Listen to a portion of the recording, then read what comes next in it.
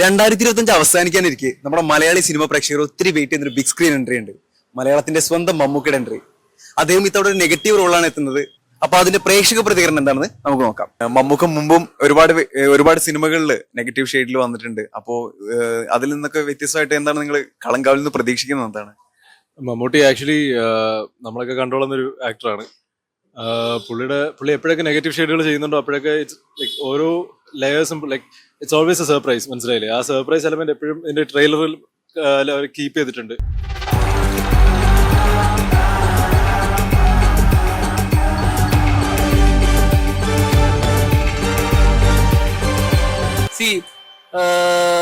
നമ്മളെല്ലാവരും മമ്മൂക്കയുടെ പല പല വേഷങ്ങളും കണ്ടിട്ടുണ്ട്. പക്ഷെ ആദ്യമായിട്ടാണ് പുള്ളി ഇങ്ങനെ വില്ലൻ റോള് വരുന്നത്. So the hype is really much there.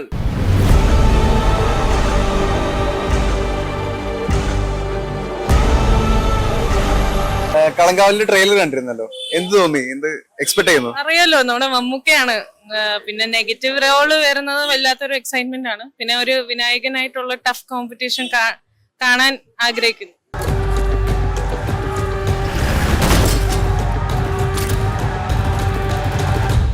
Kurup cinema screen play എഴുതിയ ആൾ തന്നെയാണ് ഇതിൽ ഡയറക്ട് ചെയ്യുന്നത്, കളങ്കാവിൽ ഡയറക്ട് ചെയ്യുന്നത്. അപ്പോൾ എത്രത്തോളം പ്രതീക്ഷിക്കുന്നുണ്ട് നിങ്ങൾ?